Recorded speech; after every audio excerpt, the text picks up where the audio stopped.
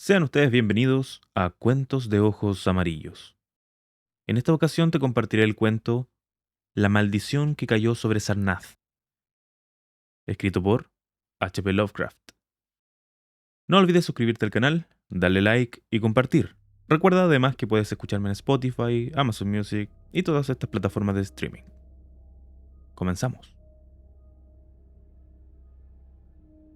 Hay en el país de Mnar un lago inmenso y tranquilo que ningún río alimenta y ningún río fluye de él. Hace 10.000 años se alzaba en su borde la poderosa ciudad de Sarnath, pero ya no existe Sarnath. Se dice que en los años inmemoriales, en que el mundo era joven, antes de que los hombres de Sarnath llegaran a la tierra de Mnar, otra ciudad se alzaba junto al lago. Iv, la ciudad de piedra gris, antigua como el lago mismo, en la que vivían seres de aspecto nada agradable. Muy raros y feos eran tales seres, como lo son la mayoría de los que habitan todo mundo incipiente y sin acabar de formar. Está escrito en los cilindros de arcilla de cada cerón que los de Iv eran verdosos como las aguas del lago y las brumas que emanan de él, que tenían los ojos prominentes, los labios flácidos con las comisuras caídas, las orejas curiosas y que carecían de voz. También está escrito que una noche descendieron de la luna por una niebla, ellos y el lago inmenso y tranquilo y la ciudad de Iv. Aunque puede que así sea, lo cierto es que adoraban a un ídolo de piedra verde mar, cincelado con la figura de Bokrug, el gran lagarto acuático, ante el que bailaban horriblemente cuando la luna era gibosa. Y se dice en los papiros de Ilarnec que un día descubrieron el fuego, y desde entonces encendieron hogueras en sus celebraciones ceremoniales. Pero no hay mucho escrito sobre estos seres, porque vivieron en tiempos muy antiguos, y el ser humano es joven y sabe poco de criaturas tan remotas. Miles de siglos después llegó el país de Mnar, un oscuro pueblo de pastores con sus ganados, el cual construyó Thra, Ilarnec y Cadacerón a orillas del serpenteante río Ai.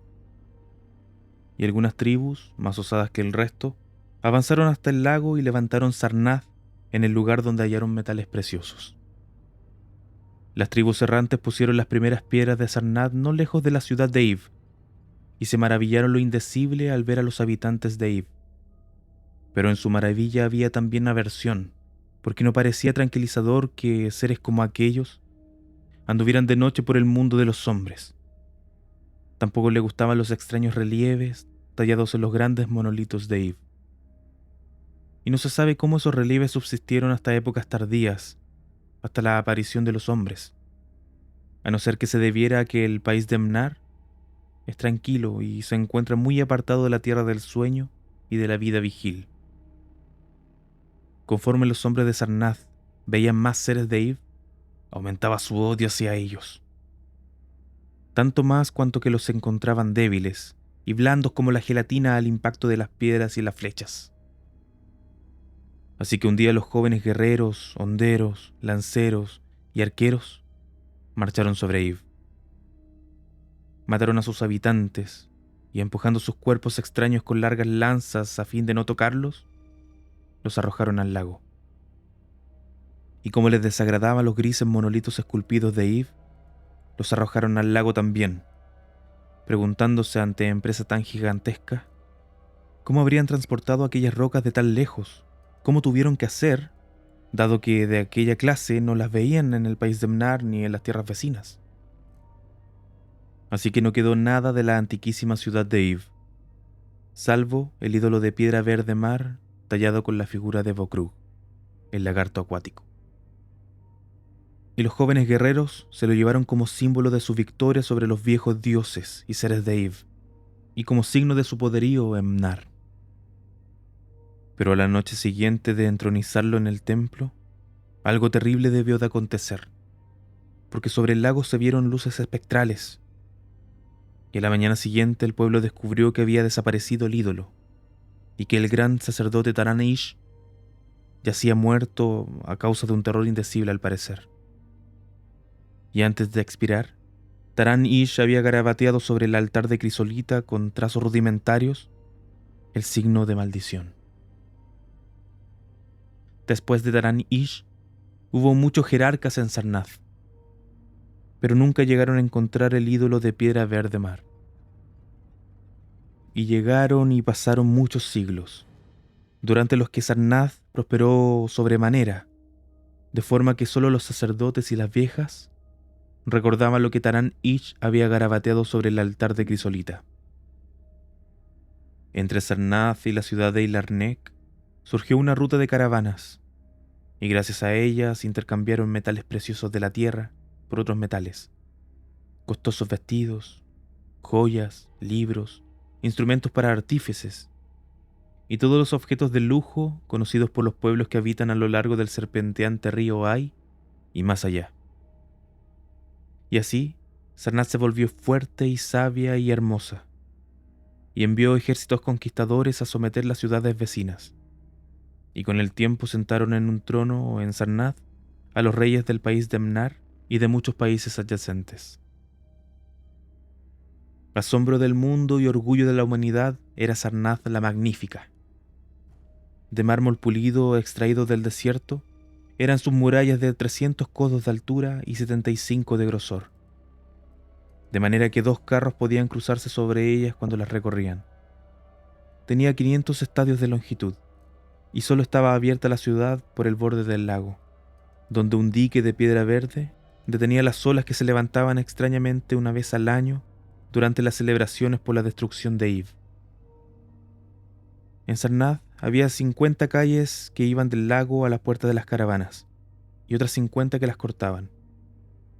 Con ónice estaban pavimentadas, salvo donde pisaban los caballos y los camellos y los elefantes, cuyo piso era de granito.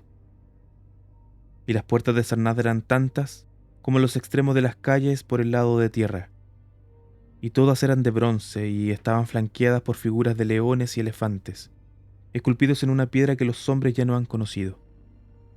Los edificios de Sarnath eran de ladrillo vidriado y calcedonia, y cada uno tenía su jardín vallado y con un pequeño lago cristalino. Con extraño arte estaban construidos, pues ninguna otra ciudad tenía casas como aquellas, y los viajeros que llegaban de Thra, de Ilarnec y de Cada Cerón se quedaban maravillados ante las cúpulas refulgentes que las coronaban. Pero más deslumbrantes aún eran los palacios y templos y jardines que hizo el antiguo rey Sokar. Muchos palacios había, y el último de ellos era el más imponente de cuantos se alzaban en Thra, en Ilarnec y Cada Cerón. Eran tan altos que en su interior uno podía imaginar que se encontraba bajo las bóvedas del cielo. Sin embargo, cuando se iluminaban con antorchas empapadas en aceite de Dothur, sus paredes mostraban inmensas pinturas de reyes y ejércitos de un esplendor a la vez asombroso y sugerente para quien las contemplaba. Las columnas de estos palacios eran numerosas, todas de mármol teñido y esculpidas con motivos de una belleza sorprendente. Y en la mayoría de los palacios, los pisos eran mosaicos de berilo y lapislázuli, y sardónice y carbúnculo, y otros minerales escogidos. Y estaban dispuestos de tal modo que el observador podía imaginar que caminaba sobre arriates de flores preciosas.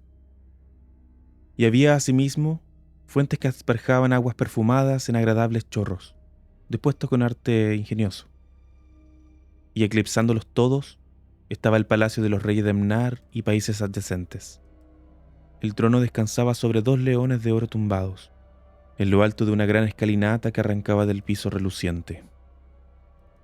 Y el trono estaba labrado de una sola pieza de marfil, aunque no vive nadie que sepa dónde podía provenir tan enorme pieza. En ese palacio había también numerosas galerías y multitud de anfiteatros donde luchaban leones y hombres y elefantes para solaz de los reyes. A veces los inundaban con agua traída del lago por medio de grandes acueductos, y entonces se celebraban bulliciosas batallas navales o combates entre nadadores y peligrosas criaturas marinas. Altísimos y asombrosos eran los 17 templos de Sarnath en forma de torre, hechos de brillante piedra multicolor desconocida en otras partes. A 1000 codos de altura se alzaba la más grande de todas, en la que moraban los jerarcas con una magnificencia que nada envidiaba la de los reyes. Abajo tenían salones tan grandes y espléndidos como los de los palacios, donde acudían las multitudes a adorar a Sok-Halar y a Tamash y a Lobón, principales dioses de Sarnath, cuyas capillas envueltas en incienso eran como tronos de monarcas. No se parecían sus íconos a los de Sok-Halar y de Tamash y de Lobón, porque estaban dotados de tal realismo que uno habría jurado que eran los mismos dioses barbados sentados en sus tronos de marfil. Y en lo alto de una escalinata interminable de circonio estaba la cámara de la torre, desde donde los jerarcas contemplaban la ciudad y las llanuras y el lago durante el día, y la críptica luna y los astros y planetas significativos con sus reflejos en el lago durante la noche. Aquí se celebraba el muy secreto y antiguo rito de la abominación de Vokrug, el lagarto acuático. Y aquí descansaba el altar de crisolita con el signo de maldición, garabateado por Taran-Ish. Igualmente maravillosos eran los jardines construidos por el antiguo rey Sokhar. Ocupaban el centro de Sarnath, abarcaban un gran espacio y estaban cercados por un alto muro.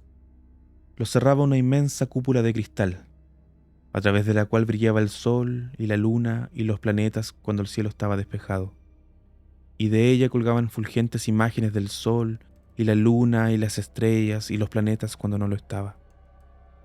En verano, los jardines eran refrescados con brisas fragantes hábilmente levantadas con ventiladores, y en invierno se templaban con fuegos ocultos, de manera que en estos jardines era siempre primavera. Los recorrían pequeños arroyos sobre limpios guijarros que separaban prados y jardines de múltiples matices, con numerosos puentes tendidos sobre ellos. Muchas eran las cascadas de sus cursos, y muchos los lagos minúsculos que se ensanchaban. Sus verdes orillas se alzaban en ordenadas terrazas adornadas aquí y allá con emparrados de dulces racimos, y asientos y bancos de mármol y pórfido.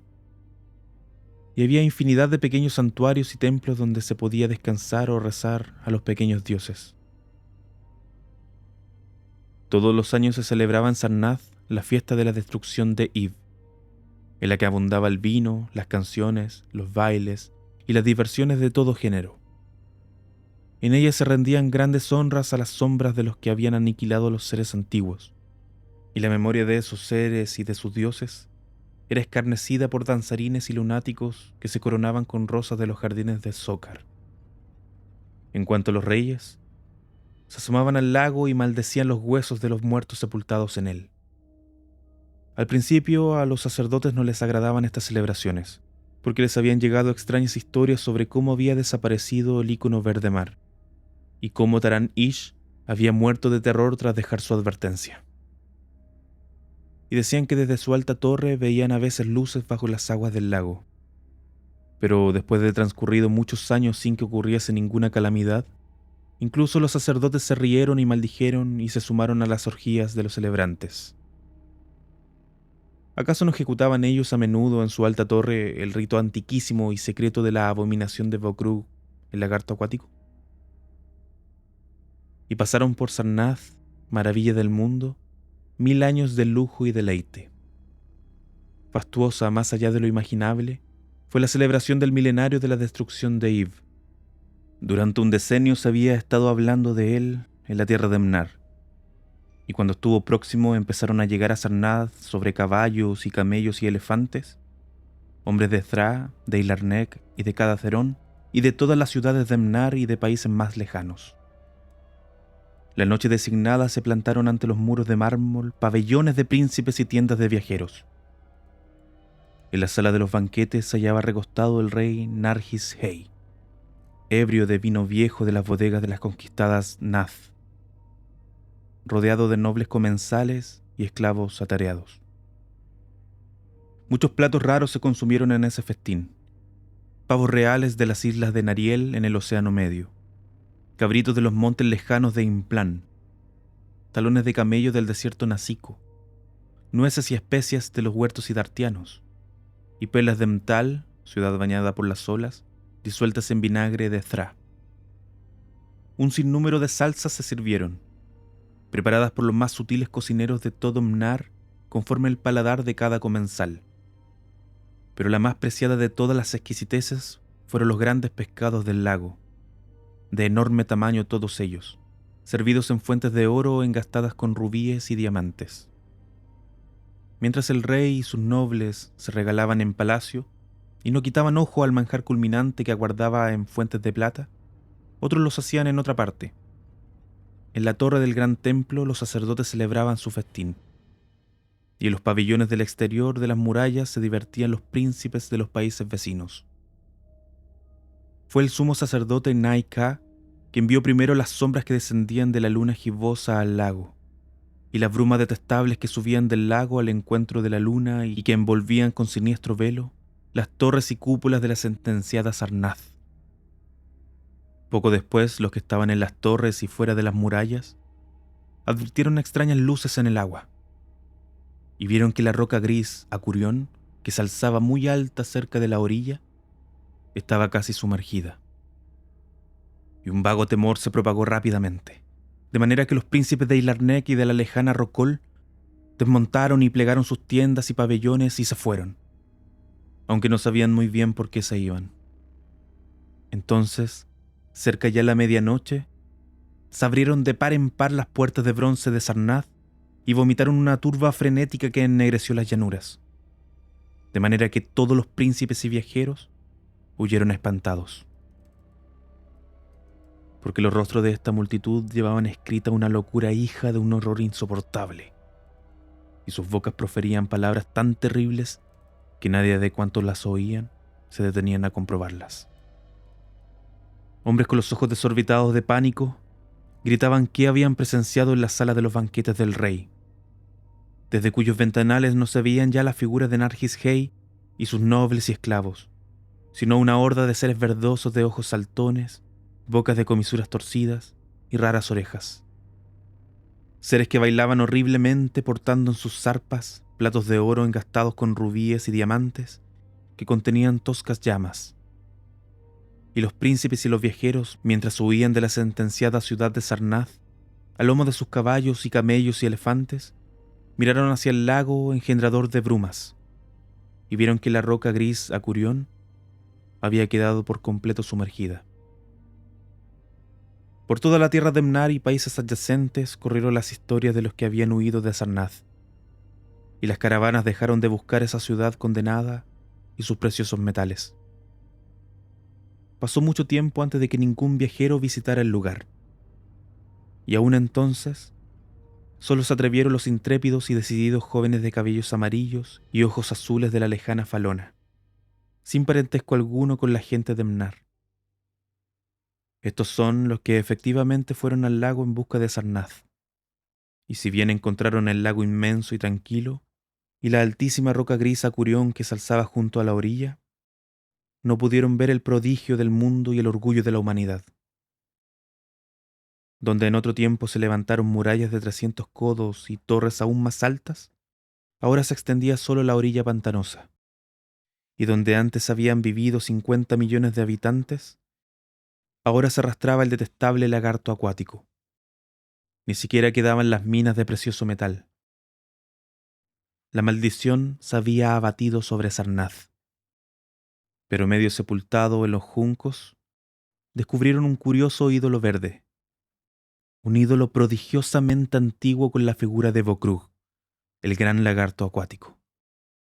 Ese ídolo entronizado en el alto templo de Ilarnec fue adorado más tarde bajo la gibosa luna en toda la tierra de Mnar.